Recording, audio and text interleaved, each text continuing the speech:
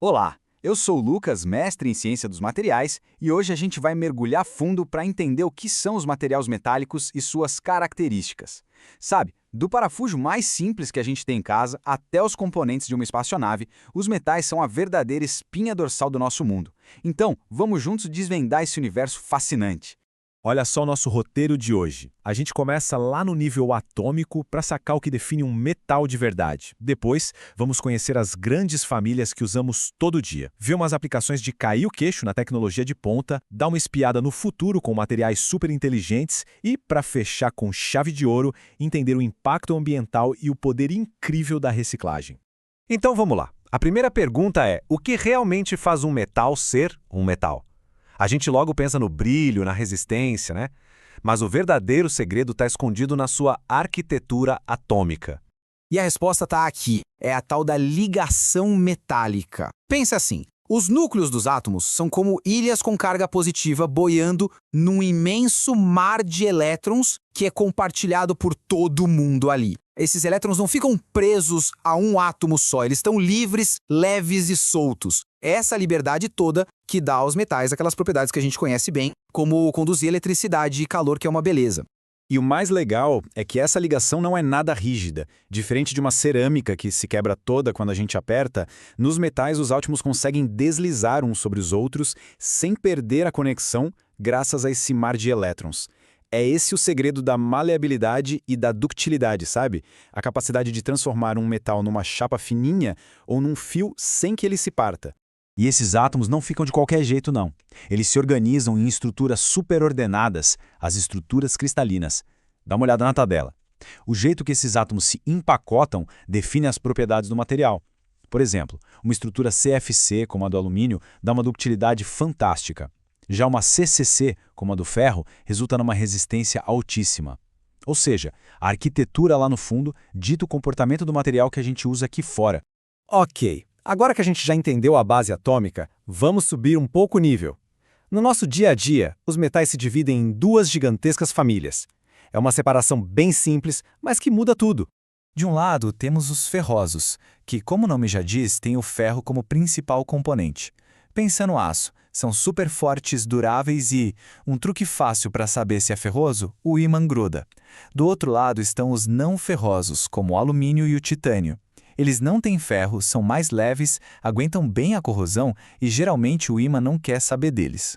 E quando a gente fala em ferrosos, o aço é o rei absoluto. Não tem para ninguém. A combinação de força, versatilidade e um bom custo-benefício faz dele a base de praticamente tudo, de prédios a carros. E olha esse dado, o aço sozinho representa 95% de toda a produção de metais.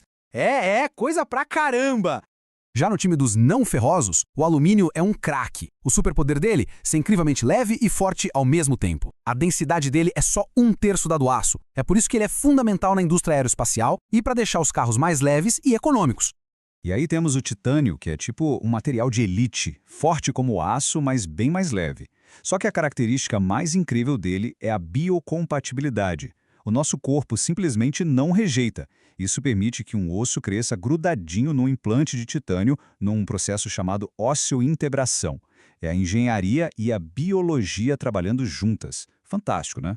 Bom, agora vamos ver como esses materiais são levados ao extremo em algumas das aplicações mais impressionantes que existem hoje. Isso aqui é um exemplo de tirar o fôlego. O que a gente está vendo é a pinça de freio de um Bugatti, e ela foi toda impressa em 3D usando titânio. É o auge da engenharia, super leve, com uma força absurda e um design complexo que só a impressão 3D consegue fazer. É a ciência dos materiais na sua forma mais espetacular. Mas não é só em supercarro, não. Um carro comum hoje em dia é uma verdadeira sinfonia de metais especiais. Essa imagem mostra como vários tipos de aços avançados são usados em partes específicas. Cada um tem uma missão. O aço TBF nos pilares, para proteger uma batida, o TRIP, para absorver a energia do impacto, tudo pensado para deixar o carro mais leve e, principalmente, mais seguro. E se a gente olhar para o futuro? Bom, aí a gente entra na era dos materiais inteligentes, metais que desafiam tudo o que a gente achava que eles podiam fazer. Apresento a vocês as ligas com memória de forma. São metais que parecem ter memória. Você pode amassar, deformar e quando esquenta, puf, ele volta para a forma original. Como mágica.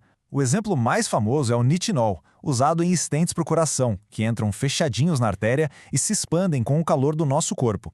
A pergunta que não quer calar é: peraí, como assim o metal tem memória? Isso parece coisa de ficção científica, mas não é mágica. É ciência dos materiais pura e aplicada.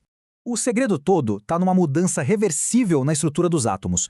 Primeiro, a forma original é programada lá em alta temperatura. Depois de frio, o metal pode ser deformado facilmente. Mas quando a gente esquenta de novo, a estrutura atômica meio que salta de volta para a configuração original, forçando o material a lembrar da sua forma. É como uma dança atômica perfeitamente coreografada.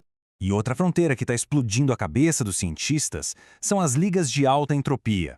A metalurgia clássica sempre usou um metal principal e umas pitadinhas de outros elementos. Aqui, a receita é totalmente diferente. A gente mistura 5 ou mais elementos em quantidades quase iguais. O resultado? Materiais com resistência e estabilidade fora do comum, perfeitos para aguentar ambientes extremos, como no espaço. E para terminar, vamos falar de um dos maiores, se não o maior superpoder dos metais, algo que é essencial para o nosso planeta, a sua capacidade infinita de reciclagem. Presta atenção nesse número: 95%. É isso. Reciclar alumínio economiza 95% da energia que a gente gastaria para produzir o mesmo alumínio a partir do minério. É uma economia de energia simplesmente brutal. E não para no alumínio, não. Como o gráfico mostra, reciclar cobre economiza 85% de energia e o aço uns 75%. O impacto positivo da reciclagem de metais no meio ambiente e no consumo de energia é gigantesco. E aqui tem a ideia central: metais são, na prática, recursos permanentes. Diferente do plástico, que vai perdendo a qualidade a cada reciclagem, um átomo de alumínio pode estar numa latinha hoje, na fuselagem de um avião amanhã e num celular no futuro, de novo, sem perder nadinha das suas propriedades. Eles são a base de uma economia circular de verdade. E isso tudo nos deixa com uma reflexão para o futuro. Conforme a ciência avança e cria esses supermetais cada vez mais complexos, o grande desafio é como a gente pode projetar esses materiais já pensando na reciclagem deles lá na frente. Como garantir que a inovação de hoje não vira o lixo problemático de amanhã? Essa é, sem dúvida, a questão que vai definir o futuro de uma metalurgia mais sustentável.